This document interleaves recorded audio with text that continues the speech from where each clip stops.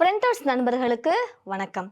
தமிழ்நாட்டில் சட்டமன்ற தேர்தல் முடிஞ்சு வாக்கு எண்ணிக்கைக்கான முடிவை நாம எதிர்நோக்கி காத்துக்கிட்டு இருக்கோம். இந்த டைம்ல அரசியல் கட்சிகள் பொதுமக்கள் மத்தியில இன்னைக்கு வெளியாகி இருக்கிற இந்த தேர்தலுக்கு பிந்தைய கருத்து கணிப்புகள் குறித்து ஒரு பலத்த எதிர்பார்ப்பு எழுந்திருக்குது. வாக்குப்பதிவு முடிந்தோனமே வெளியிடப்படுற இந்த எக்ஸிட் போல் அப்படின்ற தேர்தலுக்கு பிந்தைய கருத்து கணிப்பு எவ்வளவு நம்பகமானது அப்படின்ற கேள்வி எல்லா ஒரு தேர்தலையுமே இருக்கும். இதனால கடந்த சில முக்கிய தேர்தலில் வெளியான கருத்து கணிப்புகள் எப்படி இருந்துச்சு அப்படின்றத பார்க்கலாம் வாங்க.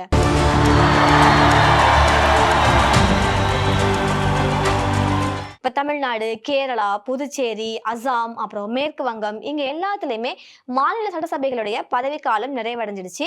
அந்த நிலைமையில தேர்தல் ஆணையம் அதுக்கான தேர்தல் தேதிகள்லாம் அறிவிச்சு அஸ்ஸாம், கேரளா, புதுச்சேரி அங்கெல்லாம் சட்டமன்ற தேர்தல்கள் ஒரே கட்டமா சமீபத்துல முடிஞ்சுது. அதற்கப்புறமா நம்ம தமிழ்நாட்டுல 234 தொகுதிகளுக்கான வாக்குப்பதிவு ஏப்ரல் 23 ஒரே கட்டமா முடிஞ்சிடுச்சு. ஆனா மேற்கு வங்கத்துல இப்ப ரீசெண்டா தான் முடிஞ்சிருக்குது. 2 கட்டங்களா தேர்தல் நடத்தப்படும் அப்படின்னு அறிவிக்கப்பட்ட நிலையில அந்த இறுதிக்கட்ட வாக்குப்பதிவு அதுவும் நடந்து முடிஞ்சிடுச்சு. இப்படி இருக்கும்போது அனைத்து மாநிலங்களுமே வாக்குப்பதிவுக்கு முழுமையாக முடிஞ்சதுக்கு அப்புறம் தான் தேர்தலுக்கு பிந்தைய கருத்து கணிப்புகளை வெளியிடணும் அப்படின்னு இந்திய தேர்தல் ஆணையம், அதாவது நம்ம எலெக்ஷன் கமிஷன் ஆஃப் இந்தியா ஒரு தெளிவான கட்டுப்பாடுகளை சொல்லியிருந்தாங்க. அதோட அடிப்படையில இன்னைக்கு 6:30 மணிக்கு இந்த தேர்தல் பிந்தைய கருத்து கணிப்பு வந்துடும். அந்த கருத்து கணிப்பை பார்க்கலாம். தமிழகத்தை பொறுத்த அளவுல கடந்த தேர்தல்கள்ல வெளியான கருத்து கணிப்புகள் எல்லாமே எந்த அளவுக்கு துல்லியமா இருந்துச்சு அப்படின்றத மக்கள் ஆர்வத்தோட ஆராய்ஞ்சு பார்த்துட்டு வர்றாங்க. குறிப்பா 2011, 2016, 2021 இந்த 3 தேர்தல்கள்ல முக்கியமா நாம எடுத்துக்கிட்டோம் அப்படின்னா 2011ஆம் ஆண்டு நடைபெற்ற அந்த சட்டமன்ற தேர்தல்ல வெளியான கருத்து கணிப்புகள் படி அதிமுக தலைமையிலான கூட்டணி 155ல இருந்து 170 இடங்கள் வரைக்கும் பெறும் அப்படின்னு, திமுக தலைமையிலான கூட்டணி 65ல இருந்து 100 இடங்கள் வரைக்கும் பெறும் அப்படின்னு மாதிரி கணிப்பு இருந்துச்சு. ஆனா கடைசியில பாத்தீங்கன்னா அதிமுக கூட்டணி மிகப்பெரிய வெற்றி பெற்றுச்சு. எந்த அளவுக்குன்னா 200க்கும் மேற்பட்ட இடங்களை கைப்பற்றுச்சு. இதனால அந்த ஆண்டு கருத்து கணிப்புகள் முழுமையா துல்லியமா அமையல அப்படின்ற விமர்சனம் எழுந்து இருந்துச்சு.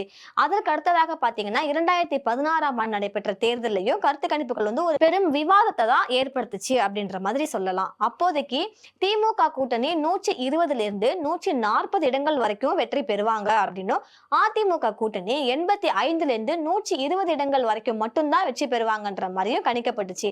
ஆனா அந்த எலெக்ஷனுடைய முடிவுல பாத்தீங்கன்னா ஏடிஎம்கே தனித்த பெரும்பான்மை அடைஞ்சு 133 இடங்கள்ல அவங்க வெற்றி பெற்று ஆட்சியை தொடர்ச்சியா அவங்க தக்க வச்சுக்கிட்டாங்க.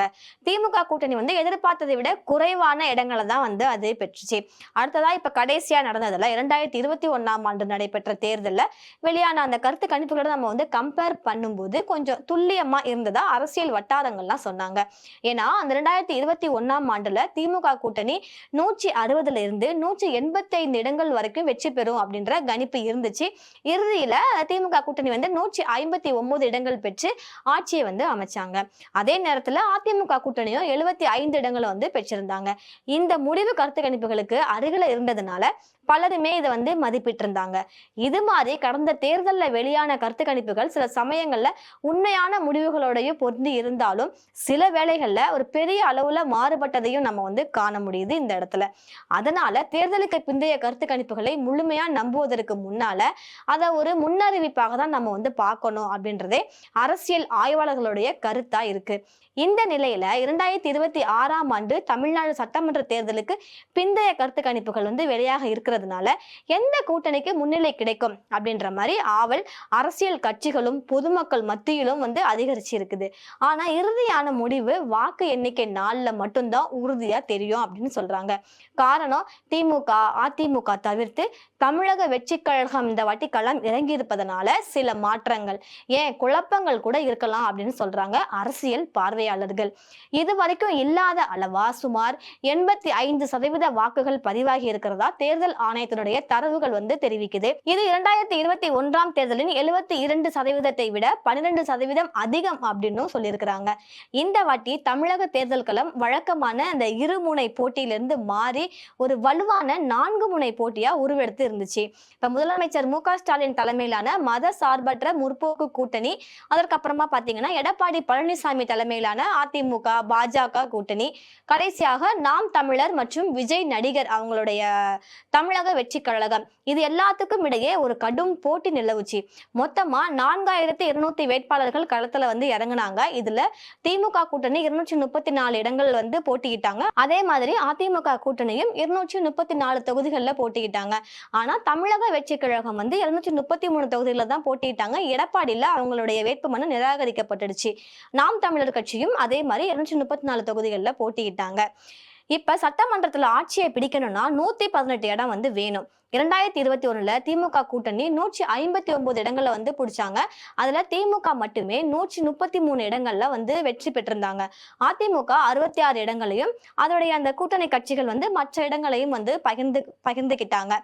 ஆனா இந்த வாட்டி 85% மேலான வாக்குப்பதிவு யாருக்கு சாதகமா இருக்கும் அப்படின்றது விவாதமும் சூடு பிடிச்சிருக்குது. பொதுவா அதிகப்படியான வாக்கு அப்படின்றது ஆளுங்கட்சிக்கு எதிரான ஒரு மனநிலையை கொடுக்கிறது தான். அதாவது ஆன்டி இன்கம்பன்சி சொல்லுவாங்க. இது அரசியல் ஆய்வாளர்கள் கருதுறாங்க இது மாதிரிதான் இருக்கும் அப்படின்னு. இருந்தாலும் திமுக தரப்புல தங்கள் நலத்திட்டங்கள், அப்புறம் மகளிர் உரிமை தொகை, இது மாதிரி நிறைய திட்டங்கள் பெண் வாக்காளர்களை கவர்ந்து இருந்தாங்க. தங்களுக்கு கிட்டத்தட்ட 180 இடங்கள்ல இருந்து 200 இடம் வரைக்கும் கிடைக்கணும் டிஎம்கே கூட்டணி நம்புறாங்க. இன்னொரு பக்கம் ஏடிஎம்கே, பாஜக இவங்க ஆளுங்கட்சி மீதான ஒரு அதிருப்தி வாக்குகளை அறுவடை பண்ணுவாங்க.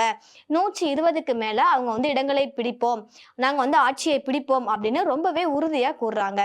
இந்த தேர்தல்ல ஒரு மிகப்பெரிய எக்ஸ் ஃபேக்டரா பார்க்கப்படுறது நடிகர் விஜயுடைய தமிழக வெற்றி கழகம் தான். கிட்டத்தட்ட 5 கோடி வாக்காளர்களை கொண்ட நம்ம தமிழ்நாட்டுல இந்த வாட்டி முதல் முறை வாக்காளர்கள் அப்புறம் இளைஞர்களுடைய எண்ணிக்கை கிட்டத்தட்ட 15%க்கும் அதிகமா அதிகரிச்சிருக்கு அப்படின்னே சொல்லலாம். இந்த வாக்காளர்கள் விஜயுடைய கட்சிக்கும் சீமானுடைய நாம் தமிழர் கட்சிக்கும் பிரிஞ்சு போனதுனால அது பாரம்பரிய கட்சிகளா இருக்கும்ல திமுக அப்புறம் அதிமுக, இவங்களுடைய வெற்றி வாய்ப்பை கண்டிப்பா பாதிக்க கூடும்ன்ற மாதிரி சொல்றாங்க அரசியல் பார்வையாளர்கள்லாம். குறிப்பா இந்த சிட்டி சைட்லாம் பாத்தீங்கன்னா விஜயோடைய கட்சி 10ல இருந்து 15% வாக்குகளை பிடிக்கும் அப்படின்ற மாதிரி சில ஆரம்ப கட்ட ஆய்வுகள் தெரிவிக்குது. எதிர்கட்சி தலைவர் எடப்பாடி பழனிசாமி அவருடைய கோட்டையான எடப்பாடி தொகுதியிலையும் முதலமைச்சர் மு.க.ஸ்டாலின் அவங்க கொளத்தூர் தொகுதிகளையும் மறுபடியும் போட்டியிட்டு இருக்காங்க. துணை முதலமைச்சர் உதயநிதி ஸ்டாலின் வழக்கம் போல சேப்பாக்கம், திருவல்லிக்கேணி இந்த தொகுதியில களம் காண்றாரு. நடிகர் விஜய் கூட 2 தொகுதிகளை களம் காண்றாங்க, பெரம்பூர் அப்புறம் திருச்சி கிழக்கு. இந்த முக்கிய தலைவர்களுடைய வெற்றி வாய்ப்புகளும் இன்னைக்கு இருக்கிற கருத்து கணிப்புல ஓரளவு தெரிய வந்துடும். வாக்கு எண்ணிக்கை மே 4ஆம் தேதி தான் வருது. ஆனா அது வரைக்கும் இந்த தேர்தலுக்கு பிந்தைய கருத்து கணிப்புகள் மட்டுமே அரசியல் கட்சிகளுக்கும் மக்களுக்கும் இருக்கும் ஒரே பிடிமானம். துல்லியமான முடிவுகள் மே 4ஆம் தேதி தான் தெரிஞ்சாலும் இந்த கணிப்புகள் எல்லாமே தமிழக அரசியல்ல அடுத்த சில நாட்களுக்கு, அதாவது இன்னும் 2 நாட்களுக்கு ஒரு பெரும் விவாதத்தை தான் உருவாகும் அப்படின்னு சொல்றதுல எந்த மாற்று கருத்துமே கிடையாது.